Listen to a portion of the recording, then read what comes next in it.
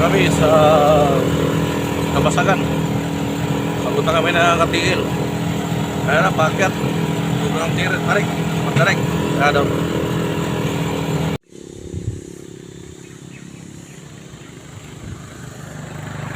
Dito tayo guys sa taas ng Sibahay. Sibahay, yung dulo na yun doon. Kabasagan. Dagat ng Kabasagan.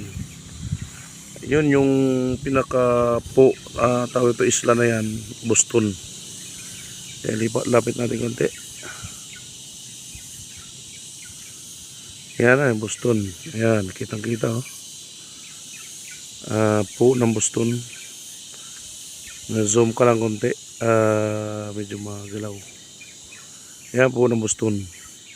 Dito tayo ngayon sa location natin ay nasa itaas ng Sibahay, Barangay Sibahay. Sako pa rin ito ng Boston. Dito papunta tayo ng Sibahay. Yan, papunta ng Sibahay yan banda. Ang sasakyan natin ay chariot. Punta tayo ng Santa Filomena. Ayan.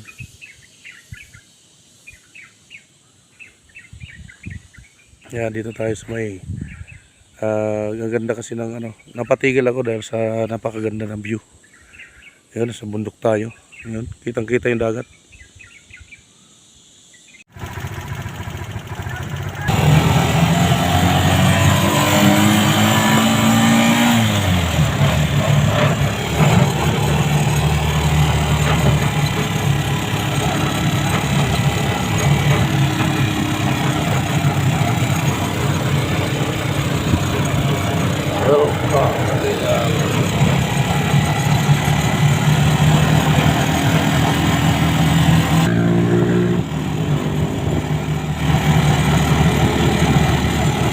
Hindi na makapagsalita kanina na dumaan tayo sa Katiil State University.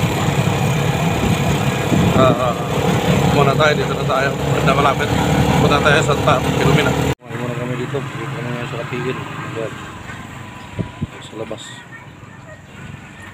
Ayan o. Terminal ng bus. Terminal ng bus, Padabaw. Ayan.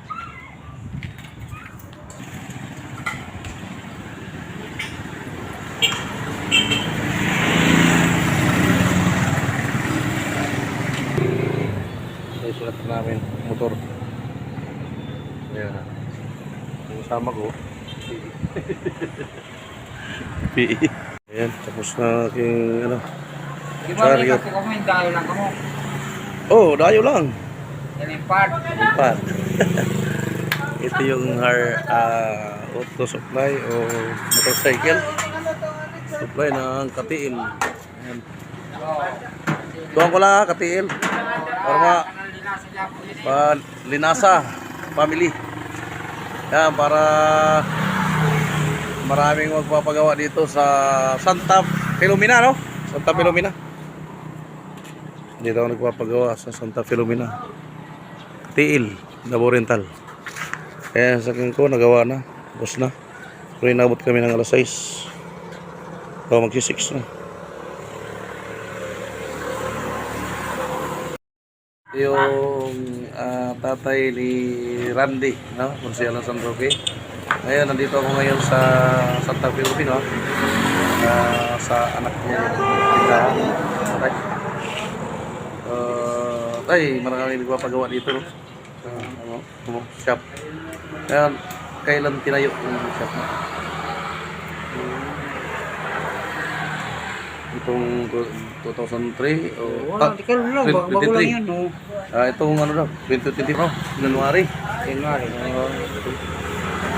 Ayun, maraming mapagawa dito kaya ating punta dito. Nasira yung aking sasakyan, nagawa agad. Kaya lang medyo may maraming mga customer, inabot tayo ng gabi. So guys, anong masasabi mo? Tay, so shout out sa mga anak sa Brooklyn, shout out. Kumusta na lang? Oo, kumusta. Kasi kita ihapon kita. Wala kang kapatid sa Maynila? Mayroon kapatid. Buhay pa kayo? Buhay pa. Ilang taon na sila? Ay, dugay na. Mga 10 years na dito sa Manila. At saka, silang dalawa. Kaya mga anak sa gunaan ito abroad. Ah, okay. Saan banda sa Manila? Yan, yung isa. Hindi daw niya alam kung saan banda yun. Bagay, siyempre matatanda na rin siguro. May mga anak ni doon. Oo. Mayroon mga anak na yan. Asawa mo kibali yan. Kasama ko na kamay dito. Anong family? Linasa, no? Linasa, Linasa. tapos asawa mo silbusa. Sorry. Ako. Ang nanay mo, linasa. Silbusa ang nanay. Okay. Castro. Castro. Okay. Castro. Tama. Tapos Anak ang dito sa San Roque. Sa Boston. Castro. Lunasa. Pero Tagli. Okay.